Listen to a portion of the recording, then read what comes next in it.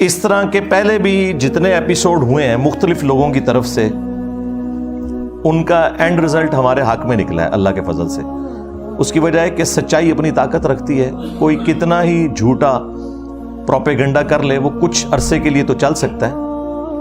اب تو social media کی برکت سے کچھ عرصہ بھی نہیں، چند گھنٹوں کی مار ہوتی ہے، اس کے بعد پھر میمز ہی بنتی ہیں جو آپ دیکھ رہے ہیں، ٹھیک ہے، ایک ایک بات ان کی جھوٹی نکلی۔ تو اس حوالے سے میں انشاءاللہ آج تھوڑی تفصیلی گفتگو کروں گا۔ جہاں تک مفتی حنیف قریشی صاحب حافظہ اللہ تعالی کا تعلق ہے، تو میں چند بریلوی علماء جن کی دل سے قدر کرتا ہوں ان میں سے وہ ایک ہیں، اب بھی یہ پورا ڈرامہ رچانے کے بعد بھی۔ ہم علمی اختلاف ضرور کسی کے ساتھ رکھ سکتے ہیں، لیکن کسی شخص کی ہر چیز کو زیرو سے ملٹیپلائی نہیں کیا جا سکتا۔ انہوں نے جو بریلوی فرقے کے اندر ایک یزیدیت کے جراثیم آئے تھے، ناصبیت کے آئے تھے، اس کے خلاف علم بلند کیا اور اہل البیت علیہم السلام کا دفاع کیا، بنو امیہ کو ننگا کیا، اس حوالے سے ہم ان کی جو خدمات ہیں نا ان کو خراج تحسین پیش کرتے ہیں، اس میں کوئی شک نہیں ہے۔ لیکن یہ جو ایپیسوڈ ہوا اور اس کے بعد جو دنیا میں انہیں ایک سزا ملی اس جھوٹ بولنے کے سبب، جو اس پلیٹ فارم سے متعلق انہوں نے بولے ایک سے زیادہ، کہ جب وہ یہاں سے واپس گئے تو سیدھے جا کے اپنے استاد محترم کے قدموں میں گرے، جا کے سجدہ کیا۔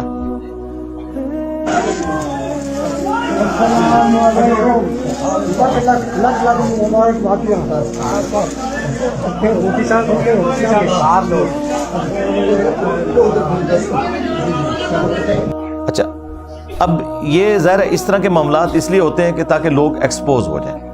اب وہ اس کی لاکھ تو جہاد بیان کریں کہ جی میں بوسہ دینے کی کوشش کر رہا تھا، میں فلاں کر رہا تھا۔ بوسہ دینے کے لیے ہاتھ کا ہو یا اگر کوئی شخص اپنے ماں باپ کے قدموں کو چومنا چاہتا ہے، ہم اس کو جائز سمجھتے ہیں، کوئی مسئلہ نہیں ہے، بشرطے کہ کوئی ریلیجس پرسنالٹی نہ ہو کہ اس کی لوگ عبادت کرنا شروع کر دیں، سوائے ایک شخصیت کے جس کی قبر مدینے میں ہے صلی اللہ علیہ وآلہ وسلم، وہ معاملہ ایک بالکل الگ ہے۔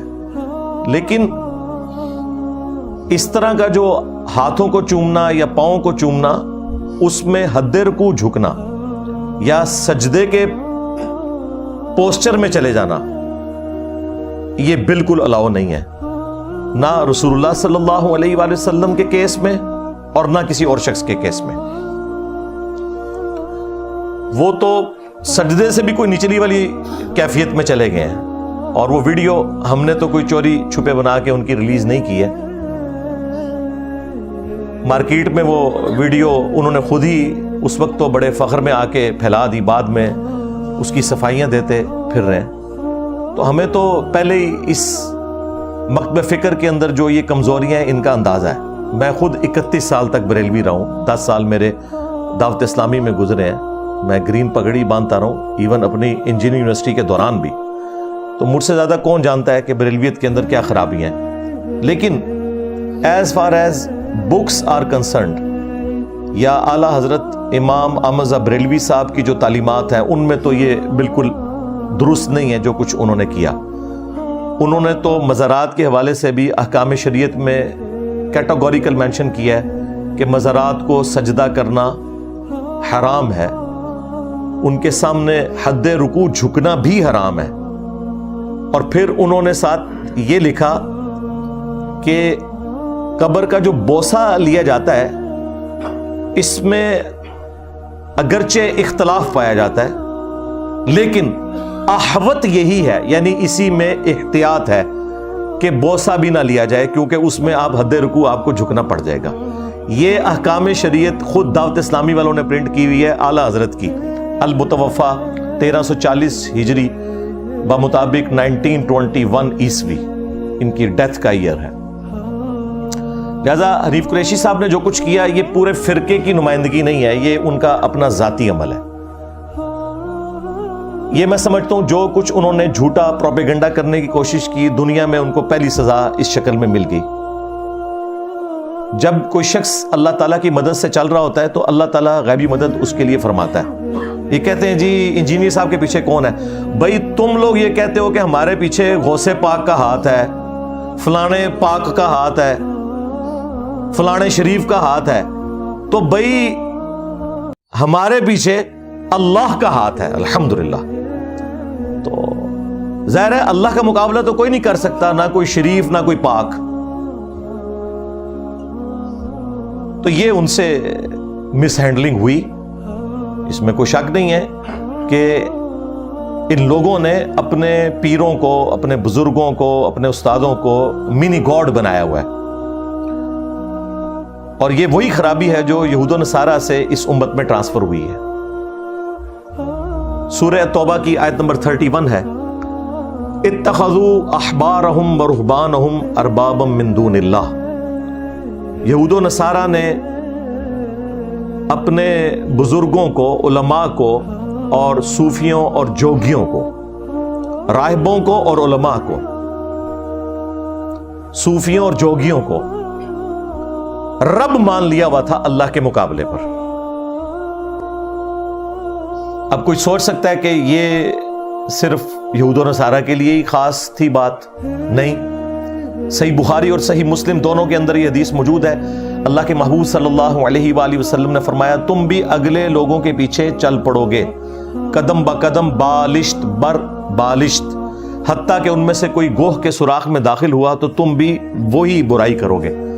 صحابہ اکرام علیہم رضوان نے پوچھا یہ اگلے لوگوں سے مراد کیا یہود و نصارہ ہے؟ آپ نے فرمایا اگر وہ مراد نہیں تو پھر کون سے اور لوگ مراد ہیں؟ اس میں بھی بعض اوقات لوگ بے ایمانی کرنے کی کوشش کرتے ہیں کہ جی یہاں یہود و نصارہ کی خرابیوں سے مراد ان کے فیشن ہے، وہ اس امت میں آ جائیں گے۔ تو ہم نے اس پہ عرض کی تھی نہ، پرانیاں گلاں، پرانے بانے، پرانے جھوٹ۔ ڈاکٹر اشرف جلالی صاحب جو توحید کانفرنس کرتے ہیں جس میں شرک کے جواز کے طریقے بتائے جاتے ہیں، اس میں انہوں نے اس حدیث کی تعویل کی۔ تو ہم نے کہا نا بھائی یہ دھوکہ آپ دے سکتے تھے اہل حدیث کو، دیوبند کو، شیعہ کو، میں تو تہاڈی دائیاں۔ کھولو جامعہ ترمذی کے کس موقع پر نبی علیہ السلام نے یہ فرمایا کہ تم بھی یہود و نصارہ کے طریقے پہ چلو گے؟ غزوہ حنین کے موقع پر اللہ کے محبوب صلی اللہ علیہ وآلہ وسلم مشرکین عرب کے خلاف آخری جنگ لڑنے جا رہے تھے۔ فتح مکہ کے فوراً بعد یہ ہوئی غزوہ حنین، قبیلہ حوازن کے خلاف۔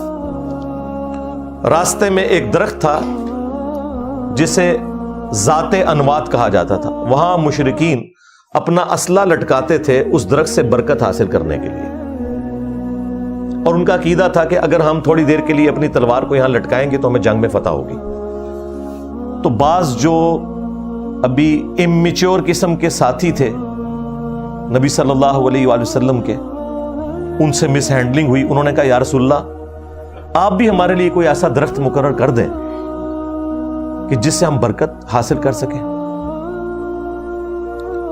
تو نبی علیہ السلام کو غصہ آیا، آپ نے کہا سبحان اللہ، اللہ پاک ہے، یعنی اس شرک سے جو لوگ اس کی طرف منسوب کرتے ہیں۔ تم نے تو آج وہی بات کر دی جو اصحاب موسیٰ نے کی تھی کہ جب وہ سمندر سے پار چلے۔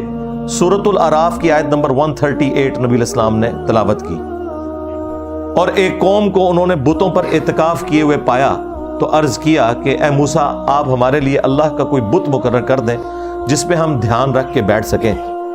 تو موسیٰ علیہ السلام نے کہا کہ میں ایسی جاہل قوم سے اللہ کی پناہ میں آتا ہوں۔ تو میرے اصحاب، تم نے تو اصحاب موسیٰ والا کام کر دیا۔ اب مجھے بتائیں کیا صحابہ کرام نے کوئی بت مانگا تھا؟ لیکن نبی علیہ السلام نے اینالوجی کیسے جوڑی؟ آپ نے اس موقع پہ فرمایا کہ تم بھی اگلے لوگوں کے پیچھے چل پڑو گے، جو جو خرابیاں ان میں پیدا ہوئیں تم میں بھی پیدا ہوں گی۔ وہی والے الفاظ جو بخاری مسلم میں آئے تھے۔ یعنی نبی علیہ السلام نے عقیدے کی خرابی کا ذکر کیا ہے، فیشن کا ذکر نہیں۔ نبی علیہ السلام تو امت کو بتا کے چلے گئے، لیکن امت آج تک درختوں کے اوپر، مزارات پہ لگے ہوئے درختوں کے اوپر کپڑے کی ٹاکیاں باندھ رہی ہے.